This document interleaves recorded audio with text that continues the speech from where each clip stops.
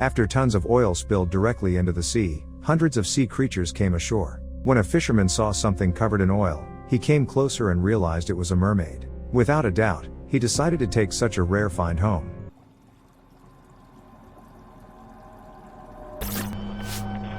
The fishing village of Palacios is struggling to survive an environmental disaster, an oil spill at sea. Local fishermen have been out of work for a year since the toxic substances had spread for hundreds of miles, killing sea inhabitants daily. To prevent an economic crisis and get their jobs back, fishermen are taking part in cleaning up the pollution in the sea. One of the coast's best sailors, nicknamed Sharko, becomes another oil spill victim. During the cleanup, he inhales a large amount of sprayed dispersant and falls overboard, receiving chemical burns on part of his body.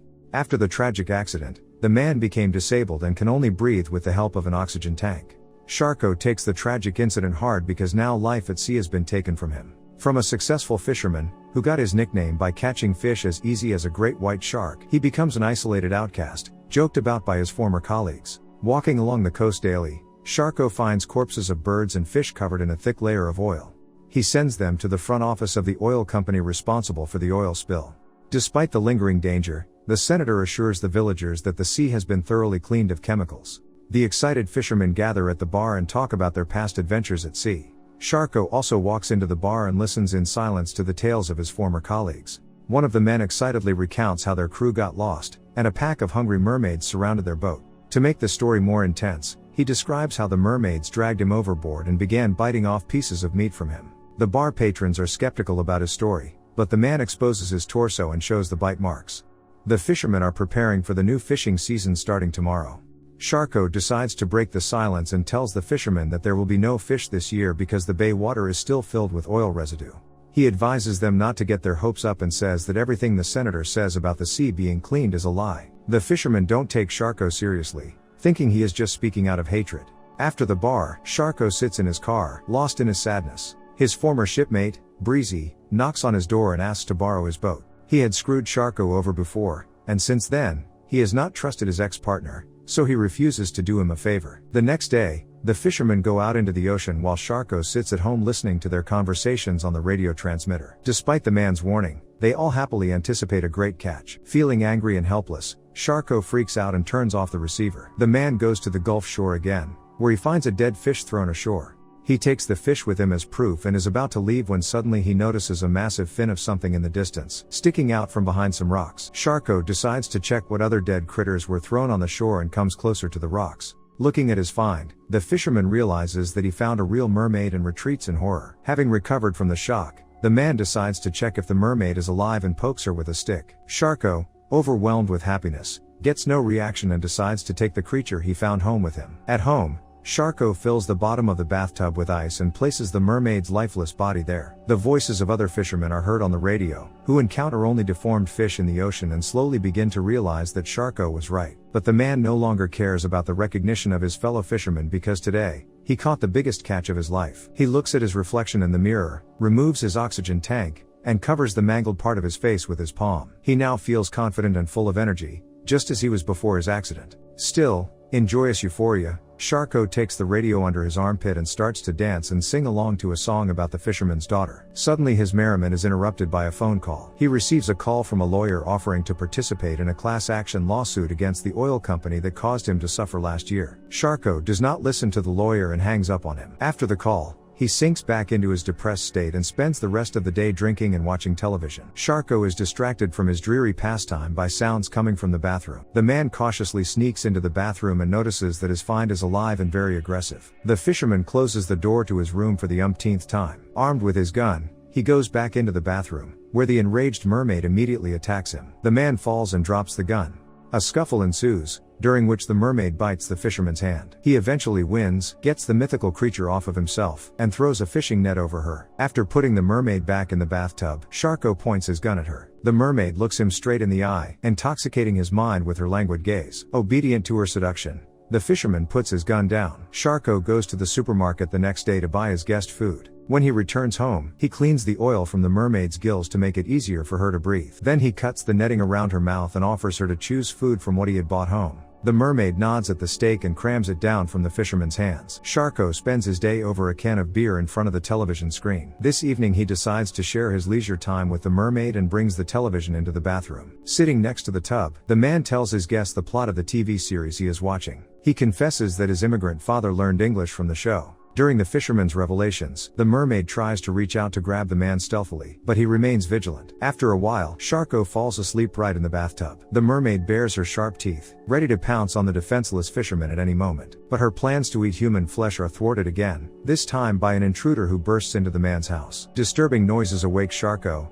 and he returns to the living room to find out who has come to see him. The intruder turns out to be Breezy, stoned out of his mind, wanting to steal the radio from his former boss secretly. Sharko yells at the burglar and tells him to get out of the house before he calls the police. An altercation breaks out between them, and because of Sharko's health, his opponent has a clear advantage in strength. The heated situation is saved by the mermaid, who bangs her tail against the side of the tub. Breezy makes his way into the bathtub, where he discovers the mythical girl. Out of amazement, he calms down and tells Sharko that he can sell the catch for a great deal of money. But Sharko is adamant and plans to release the mermaid back into the ocean after the water is clear of oil. The former shipmate tells Sharko that mermaids cannot be kept in a bathtub, so he builds a makeshift aquarium inside the house out of whatever he had lying around. Sharko suggests that his old partner give up drugs and stay at his house to help him with the mermaid. He doesn't listen to his old boss and continues to fool around, proud that he has seen a mermaid. Sensing something amiss, Sharko warns him that he must not tell anyone about his find, or the mermaid will be hunted down. He suggests they work together again as a team and keep their catch a secret. Breezy stays sour and reminds Sharko that he constantly told him off in the past. Sharko responds by saying he acted that way because he saw his true potential and wanted to see him reach it. After those words,